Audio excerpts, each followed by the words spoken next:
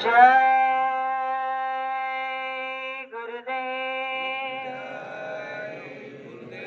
जय गुरुदेव। नाम किसका? प्रभु का पावन नाम। तो प्रेम से बोलिए जय गुरुदेव। सबसे पहले युग परिवर्तक परम संत बाबा जय गुरुदेव जी महाराज, इनके चरणों में अरबों खरबों प्रणाम। ईश्वर भगवान और उनके दृश्य अदृश्य शक्तियों को कोटि कोटि प्रणाम। आदरणीय अन्ना जी और दादाजी, इनको भी मेरा प्रेम पूर्वक जय गुरुदेव।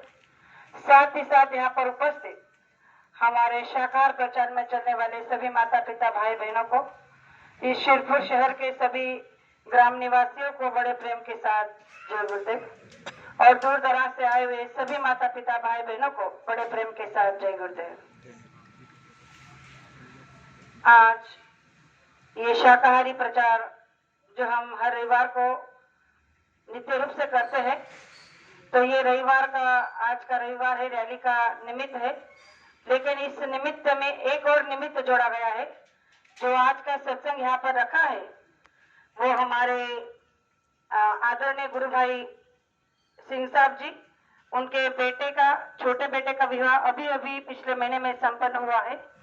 तो उन्होंने आज का ये सत्संग इसीलिए रखा है कि उन दोनों नवविवाहित दाम्पत्य को गुरु रूप संगत का और आदरणीय अन्ना जी दादाजी का आशीर्वाद प्राप्त हो जाए। तो इसी उपलक्ष्य में उन्होंने आज ये सत्संग का यहाँ आयोजन किया है। तो गुरु महाराज की असीम अपार दया है कि आज हम आप सभी को, इन प्रेमियों के लिए जो यहाँ आने का योग मिला, संजोग मिला और उनके जरिए जो सत्संग वचन सुनने का मौका मिला, तो ये हमारा आपका परम सौभाग्य है।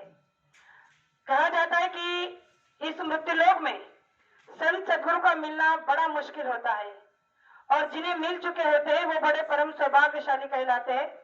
लेकिन संसार के लोगों को अगर यह बात कहो तो उन्हें इस बात से डर लगता है कि हम इस झमेले में नहीं पड़ना चाहते।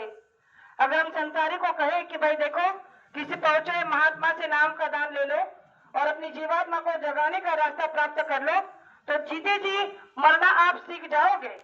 तो उन्हें इस बात से भय लगता है, डर लगता है कि कहीं हमारा संसार न छूट जाए। तो प्रेमियों, ये बात हम आपके लिए बड़े गौरव की है कि गुरु महाराज ने हमें नाम का दान दिया है। और इसलिए कहा जाता है कि जब गुरु महाराज ने एक बात कही है कि जा मरण से जग डरे मेरे मन आनंद, जा मरण से जग डरे मेरे मन आनंद, कब मरो कब पाओ पूर्ण परमानंद।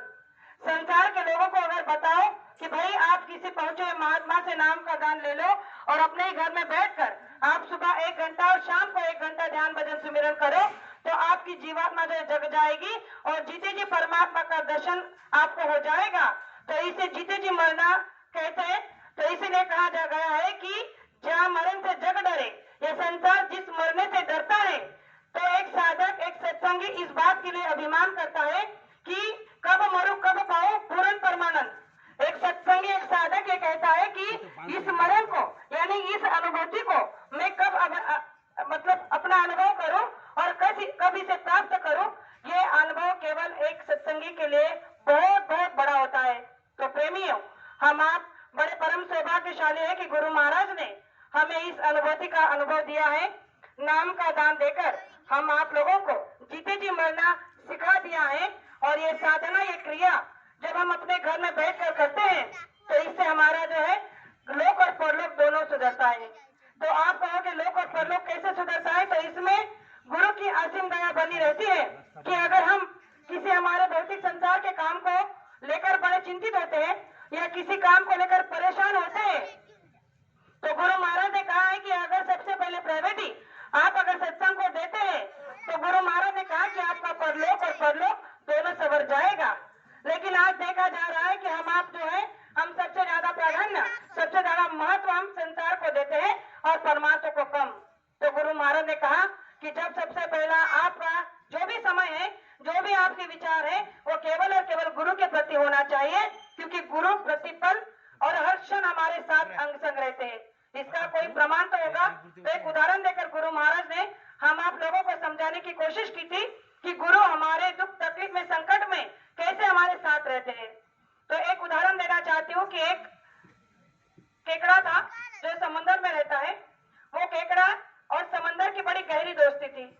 अब वो रोज जब समंदर से बाहर निकलता था तो बाहर अपने पैरों के निशान को देखकर बड़ा खुश होता था कि देखो मेरे पैरों के निशान कितने अच्छे हैं, और उन देख देख कर बड़ा खुश होता था क्योंकि उसके और समंदर की बड़ी गहरी दोस्ती थी। तो एक दिन ऐसा हुआ कि वो जब समंदर से निकला और बाहर रेत पर चलने लगा तो उसने पीछे मुड़कर अपने पैरों को निशान देखे। तो पैरों के निशान को देखकर वो बड़ा खुश हुआ और अपने आप पर कहने लगा कि देखो मेरे पैरों के निशान कितने अच्छे हैं, और मैं रोज मस्ती से यहाँ पर सैर करता हूँ। और ऐसे ही सोच ही रहा था और चल ही रहा था कि अचानक से एक बहुत बड़ी लहर आई समंदर से और उसने उसके पैरों के निशान को जो है मिटा दिया। अब उसने पीछे मुड़कर देखा कि समंदर की लहर ने उसके पैरों के निशान को जो है मिटा दिया। तो उसे बड़ा दुख हुआ और वो रोने लगा। तो समुद्र ने उसे जाकर पूछा कि भाई तुम नाराज क्यों, ऐसी क्या बात हो गई जो तुम रो रहे हो? तो उसने कहा, उस केकड़े ने समुद्र से कहा कि मैं तो तुम्हें अपना बहुत अच्छा दोस्त समझता था। मुझे लगता था कि तुम मेरे बहुत अच्छे दोस्त हो और इसीलिए तुम हमेशा मेरे साथ हो। मेरे हर दुख तकलीफ में, मेरी खुशी में, मेरे गम में तुम मेरे साथ हो। लेकिन आज तुमने ये सिद्ध कर दिया है कि तुम मेरे साथ नहीं हो और तुम मेरे अच्छे दोस्त भी नहीं हो। तो उसकी बातों को सुनकर समंदर ने कहा कि अरे ऐसा कभी हो सकता है? मैंने तुम्हारे साथ रहने का वादा वचन दिया है और भला मैं तुम्हारे साथ क्यों नहीं हूँ? तो उसने कहा कि अगर तुम मेरे साथ होते तो मेरे पैरों के निशान को यूं मिटा ना देते, जिन्हें देखकर मुझे बड़ी खुशी हो रही थी, बड़ा आनंद मिल रहा था। तो प्रेमियों, समंदर ने बड़ा सुंदर जवाब दिया। कहा कि अरे तू क्या समझता है कि मैं तेरे साथ नहीं हूँ? जरा पीछे मुड़कर देख, मैंने तेरे पैरों के निशान को क्यों मिटाया? क्योंकि तेरे पैरों के निशान को देखते हुए मछुआरे तुझे पकड़ने के लिए आ रहे थे और मैंने तेरी जान बचाने के लिए मेरे लहर को भेजकर तेरे पैरों के निशान को मिटा दिया है। जब उसने पीछे मुड़कर देखा तो सही में मछुआरे उसी के दिशा से आ रहे थे और उसने समंदर का धन्यवाद किया और कहने लगा कि मैं तो गलतफहमी में आ गया, अभाव में आ गया। मैंने तेरे प्रेम को, तेरी भक्ति को और तेरे साथ को पहचाना नहीं। तो प्रेमियों, ये हम सभी के साथ जुड़ा हुआ एक बहुत बड़ा रहस्य है। जैसे कि गुरु महाराज से हमने जब से नामदान लिया उस दिन से गुरु महाराज हमारे अंग संग है। हमारे संसार के दुख, तकलीफ, परेशानी और जो भी हमारे साथ जुड़ा है उन सभी से गुरु महाराज हमारे साथ जुड़े हुए हैं।